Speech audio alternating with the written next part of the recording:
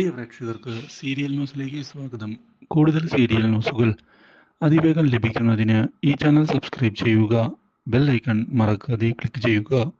Video ഇഷ്ടമായി എങ്കിൽ like ചെയ്യാൻ മറക്കരുത്.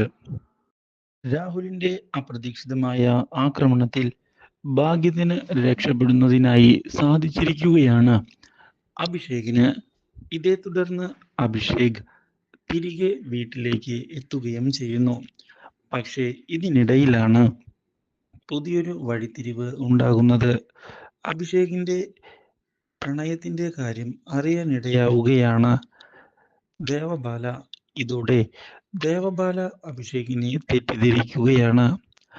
വിവാഹം കഴിച്ച് ഒരു ഭാര്യയുണ്ടായിട്ടും അവൻ മറ്റൊരു പെണ്ണിന്റെ പിറകെയാണ് പോകുന്നത് എന്ന് വിചാരിക്കുന്ന ദേവബാല ഉടൻ തന്നെ ദേവരാജനെ ചെന്ന് കണ്ടിരിക്കുകയാണ്. മാത്രവുമല്ല, അച്ഛൻ അറിഞ്ഞോ കാര്യങ്ങൾ എന്ന് ദേവബാല ചോദിക്കുന്നു.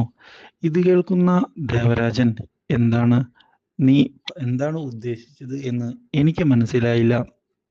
അഭിഷേക് നമ്മളെ ചതിക്കുകയാണ്. ഇത് കേൾക്കുന്ന ദേവരാജൻ ആകെ ഞെട്ടിപ്പോകുന്നു. എന്താണ് മോൾ പറഞ്ഞത്? എനിക്ക് കറക്റ്റായി മനസ്സിലായില്ല. അഭിഷേകിന് വേറൊരു പെൺകുട്ടിയുമായി അഫയർ ഉണ്ട്. ഇത് കേൾക്കുന്ന ദേവരാജൻ, അത് നീ എങ്ങനെയാണ് അറിഞ്ഞത്? നിനക്ക് തെറ്റുപറ്റിയതായി കൂടെ? അല്ല, അഭിഷേകിന്റെ ഫോണിൽ ഞാൻ ആ ഫോട്ടോ കണ്ടിരുന്നു.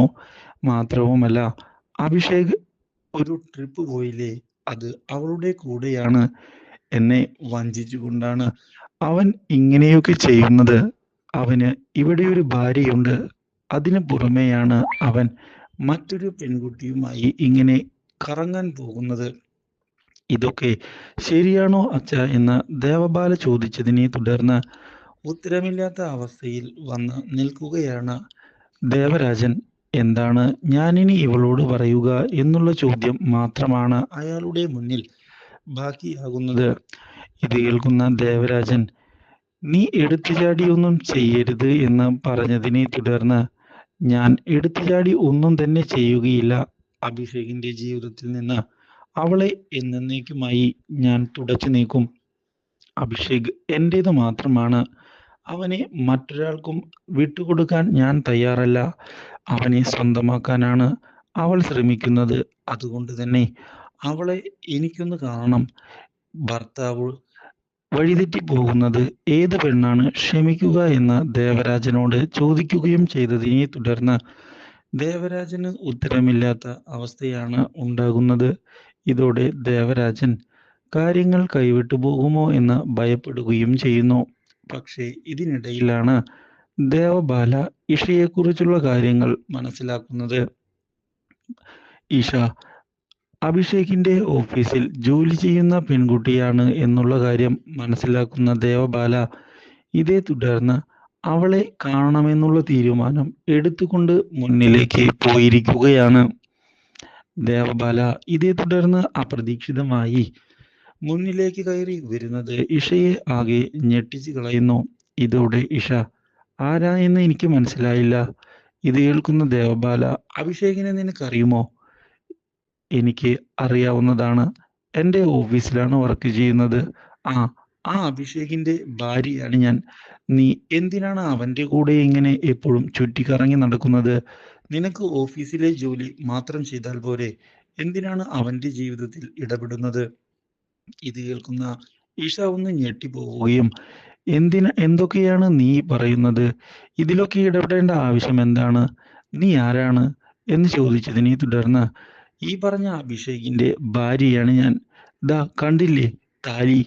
ഇത് കാണിച്ച് ദേവബാല പറയുകയാണ്, ഇനി മേലാൽ നീ അഭിഷേകിന്റെ കൂടെ നടന്നു പോകരുത്, നിന്നെ കണ്ടുപോകരുത് അവന്റെ കൂടെ. അപ്രതീക്ഷിതമായ ഈ കാര്യം കേട്ട് ഞെട്ടിപ്പോകുന്ന ഇഷ എന്താണ് പറയേണ്ടത് എന്നറിയാതെ പകച്ചു പോകുന്നു. ഇതെല്ലാം തൻ്റെ കൺമുന്നിൽ നടക്കുന്നത് സത്യം തന്നെയാണോ എന്നുള്ള ചോദ്യവും ബാക്കിയാവുകയാണ്. ഇതേ തുടർന്ന് ഇഷയോട്, ഇത് തൻ്റെ അവസാന വാണിംഗ് ആണ്. ഇനി ഒരിക്കലും അവൻ്റെ കൂടെ കണ്ടുപോകരുത്. നിങ്ങൾ തമ്മിലുള്ള ബന്ധം എന്താണെന്നൊക്കെ എനിക്കറിയാം. വിവാഹം കഴിഞ്ഞ പുരുഷന്മാരെ വലവീശി പിടിക്കുന്ന പെൺപിള്ളേരെ പറ്റി ഞാൻ കേട്ടിട്ട് മാത്രമേ ഉള്ളൂ. ഇപ്പോഴാണ് കണ്ടത്. നാണമില്ലേ? നിന്നെ കാണാനും കൊള്ളാമല്ലോ. പിന്നെ എന്തിനാണ് അഭിഷേകിനെ പോലെ ഒരുത്തന്റെ പിന്നാലെ നടക്കുന്നത്? നിനക്ക് ഇഷ്ടം പോലെ പയ്യന്മാരെ കിട്ടുമല്ലോ. എൻ്റെ ഭർത്താവിനെ നീ വെറുതെ വിട്ടേക്ക്. ഇനിയും ഇതുപോലെ എന്നെ ഇവിടേക്ക് നീ വരുത്തുകയാണ് എങ്കിൽ എൻ്റെ സ്വഭാവം ഇതുപോലെ ആയിരിക്കുകയില്ല എന്ന് പറഞ്ഞതിനെ തുടർന്ന് ഇഷ ആകെ ഞെട്ടിപ്പോകുന്നു. ഇതോടെ ഇതിന് എന്താണ് സംഭവിക്കുന്നത് എന്നറിയാതെ പകച്ചു പോകുന്ന ഇഷ എന്തായാലും അഭിഷേകിനെ ചെന്ന് കണ്ട് ഈ കാര്യങ്ങൾ ചോദിക്കണം എന്ന തീരുമാനം എടുത്തുകൊണ്ട് മുന്നിലേക്ക് പോകുന്നു. ഇതോടെയാണ് അഭിഷേകിന്റെ മുന്നിലേക്ക് ഇഷ കയറി വരുന്നത്. അഭിഷേക്, നിന്റെ വിവാഹം കഴിഞ്ഞതാണോ? അപ്രതീക്ഷിതമായ ഇഷയുടെ ഈ ചോദ്യം കേട്ട് അഭിഷേക് ആകെ ഞെട്ടിപ്പോകുന്നു. നിന്നെയല്ലേ ഞാൻ വിവാഹം കഴിക്കാൻ പോകുന്നത്. വേറെ ആരെ വിവാഹം കഴിക്കാനാണ്? അപ്പോൾ നമ്മുടെ വിവാഹം നടന്നിട്ടുമില്ല. പിന്നെ എങ്ങനെയാണ് എൻ്റെ വിവാഹം കഴിയുക? നീ തന്നെ പറയൂ എന്ന് പറഞ്ഞതിനെ തുടർന്ന് അപ്പോൾ പിന്നെ ദേവബാല ആരാണ്? അപ്രതീക്ഷിതമായ ഈ ചോദ്യം തിരിച്ചടിയായതിനെ തുടർന്ന് അഭിഷേക് ഒന്ന് പതറിപ്പോവുകയാണ്. ദേവബാലയോ?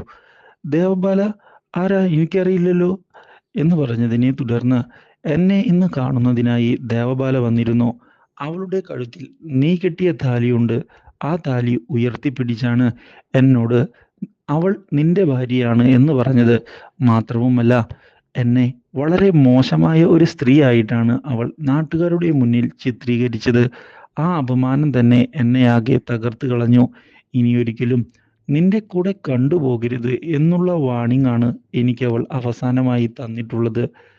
ഇനി ഞാൻ എന്താണ് ചെയ്യേണ്ടത്? നീ തന്നെ പറയൂ എന്ന് പറഞ്ഞതിനെ തുടർന്ന് ഉത്തരമില്ലാത്ത അവസ്ഥയിൽ വന്നു നിൽക്കുകയാണ് അഭിഷേക്. മാത്രവുമല്ല, ഇനി സത്യങ്ങളെല്ലാം തുറന്നു പറഞ്ഞില്ല എങ്കിൽ കാര്യങ്ങൾ കൈവിട്ടു പോകും എന്നുള്ള കാര്യവും ഉറപ്പായതിനെ തുടർന്ന് ഒടുവിൽ ഇഷയോട് തനിക്ക് കുറച്ച് സമയം വേണമെന്ന് പറയുകയാണ്. ഇതോടെ ദേവബാലയെ നിനക്ക് അറിയാമല്ലേ എന്ന് ചോദിക്കുകയും ചെയ്യുന്നു. ഒടുവിൽ കാര്യങ്ങൾ സമ്മതിക്കേണ്ട അവസ്ഥ വന്നെത്തിയിരിക്കുകയാണ് അഭിഷേകിന്.